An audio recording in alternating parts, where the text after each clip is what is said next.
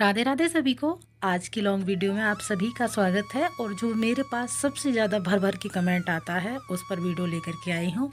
वो वीडियो है, क्या बिना नहाए लड्डू गोपाल को उठा सकते हैं, क्या बिना नहाए लड्डू गोपाल की सेवा कर सकते हैं। वैसे तो आप लोगों ने थंबनेल देखा होगा, उसको देखकर आपको पता चल ही गया होगा कि वीडियो किस टॉपिक पर है, लेकिन मैं वीडियोस नहीं बना पा रही थी। काफ़ी बार ये इस पर कमेंट आ चुका था। तो चलिए आज इस टॉपिक पर मैं वीडियो लेकर के आ गई हूँ। जो व्यक्ति स्नान नहीं कर पाए हैं और ठाकुर जी की सेवा करने का मन है, तो वो लोग ठाकुर जी की सेवा बिना स्नान किए कर सकते हैं या नहीं। अधिक सर्दी है तो इस पर भी बात करेंगे। अपने प्यारे से नन्हे मुन्ने ठाकुर को हमें प्रतिदिन स्नान कराना चाहिए या नहीं।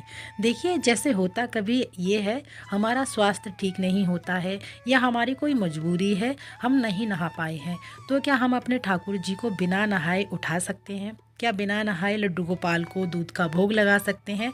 तो जो ठाकुर जी हैं, जो सेवा हम करते हैं, भक्त अपने अपने भाव से करता है। और दूसरा एक भक्त होता है जो शास्त्रों के अनुसार पूजा पाठ करता है, ठाकुर जी की सेवा करता है। तो दोनों ही तरह की हम बात करेंगे, शास्त्रों की भी बात करेंगे और भक्त के भाव की भी बात करेंगे। तो सबसे पहले हम भाव की बात करते हैं। तो ठाकुर जी की सेवा एक ऐसी सेवा है, ऐसी पूजा पाठ है जो भाव के अनुसार ही होती है।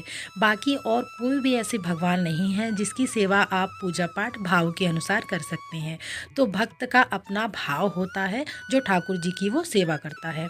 उनको सखा मानता है, पुत्र मानता है, भाई मानता है, तो कोई स्वामी अथवा प्रीतम मानकर भी ठाकुर जी की पूजा सेवा करता है।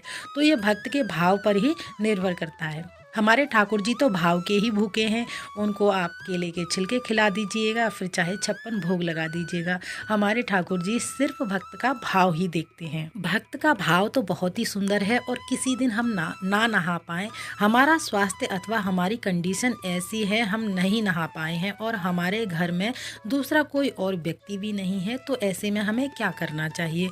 और शास्त्रों के अनुसार भगवान मानकर आप उनकी सेवा पूजा कर रहे हैं, तो आपको बिना नहाए ठाकुर जी को बिल्कुल भी नहीं छूना है, ना ही हमें कोई भी भोग लगाना है। शास्त्र कहते हैं बिना नहाए धोए हमारा शरीर जो है वो शुद्ध नहीं होता है, यानी पवित्र नहीं माना जाता है। अगर आप शास्त्रों के अनुसार पूजा पाठ करेंगे, ठाकुर जी की सेवा करेंगे, तो आपको ठाकुर जी को बिना नहाए नहीं छूना है, यानी उनको भोग नहीं लगाना है, ना ही उनको जगाना है। और एक बड़े ही प्यारे भक्त का भाव अगर मैं आपको बताती हूँ, तो माता कर्माबाई थी, वो बगैर स्नान किए अपने ठाकुर जी के लिए, जगन्नाथ भगवान के लिए खिचड़ी बनाती थी और भगवान प्रतिदिन पाने के लिए आते थे।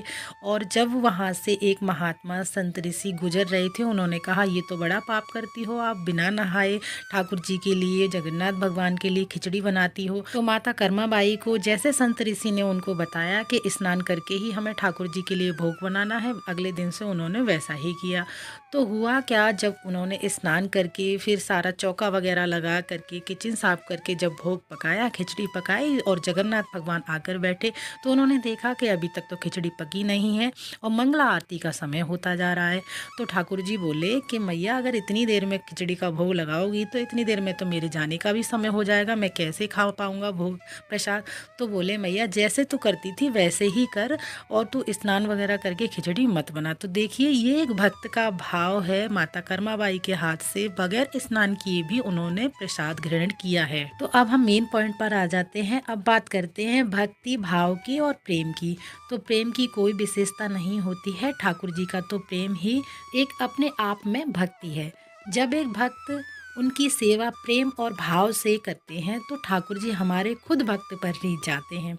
ठाकुर जी के प्रति हमारा समर्पण, हमारा प्रेम, हमारा भाव ही भक्ति और सेवा कहलाता है। और अभी इन दिनों में बहुत अधिक सर्दी भी है, बहुत सारी ऐसी बुजुर्ग माताएं होंगी जो ठाकुर जी की सेवा करती होंगी, तो उनके मन में ये भाव आता होगा कि मैं स्नान नहीं कर पाई हूँ, मेरे ठाकुर जी प्यारे भूखे प्यासे बैठे हैं, उनको कैसे भोग लगाऊं, कैसे जगाऊं, कैसे सुलाऊं। तो देखिए, ये एक भक्त का भाव ही होता है जो ठाकुर जी की सेवा करने से नहीं रोक सकता। और आपकी स्थिति, आपका स्वास्थ्य ठीक नहीं है और ऐसी परिस्थिति में आपके घर में कोई नहीं है और कोई रिश्ता बनाकर आप अपने ठाकुर जी की सेवा कर सकती हैं। और आपके मन में सेवा का भाव आ रहा है, मेरे लाला भूखे हैं, प्यासे हैं, बैठे हुए हैं, भोजन नहीं मिल पा रहा है, सोए हुए हैं, कैसे उठाऊं, कैसे सुलाऊं उनको। तो आप अपने ठाकुर जी को उस रिश्ते के अनुसार ठाकुर जी की सेवा कर सकते हैं। और अगर आप ठाकुर जी को सिर्फ भगवान मानकर पूजा सेवा कर रहे हैं तो आपको कतई ठाकुर जी को बिल्कुल भी नहीं छूना है। स्नान करके ही हमें ठाकुर जी को छूना है। जब हम कोई रिश्ता बनाकर ठाकुर जी की पूजा सेवा करते हैं वो हमारे घर के सदस्य बन जाते हैं। फिर चाहे आप उनको पुत्र मानकर पूजा सेवा कर रहे हैं या घर का कोई भी सदस्य मानकर उनकी पूजा सेवा कर रहे हैं, तो ही आप उनको स्वच्छ भाव से, स्वच्छ मन से उनको छू सकते हैं और उनकी सेवा कर सकते हैं। बशर्ते आपको उनको धूप दीप नहीं दिखानी है, आप चाहें तो स्नान करा सकते हैं। जैसा भाव भक्त का होता है। अब हमारे नन्हे मुन्ने से बालक हैं, हमारा कोई घर का बालक है छोटा सा, तो क्या उनको सर्दियों में प्रतिदिन स्नान कराएंगे? तो देखिए, आप अपने ठाकुर जी को आप अपने भाव के अनुसार, अगर आपका मन है कि आज बहुत अधिक सर्दी है, हमें ठाकुर जी को स्नान नहीं कराना है, तो आप अपने भाव के अनुसार उस दिन स्नान नहीं कराइएगा। अगले दिन मौसम जब अच्छा है, धूप निकली हुई है, तो आप अपने ठाकुर जी को स्नान करा सकते हैं। ये सारी जो सेवाएं हैं भाव पर ही डिपेंड करती हैं, सिर्फ हमारे ठाकुर जी की। तो अपने ठाकुर जी से कोई प्यारा सा रिश्ता जरूर बनाइएगा और उनका प्यारा सा नाम रखिएगा। ऐसा ना हो कि समय समय पर वो रिश्ता बदलता रहे। आपने जो एक रिश्ता बनाया है उस रिश्ते पर आपको अटूट रहना है, उसी पर कायम रहना है। एक प्यारा सा रिश्ता बनाकर उसी रिश्ते पर आप अटल रहिएगा। वैसे तो आप चाहें जो भी रिश्ता बना लीजिएगा, रहेंगे तो हमारे वो श्री हरि विष्णु जी का बाल स्वरूप ही।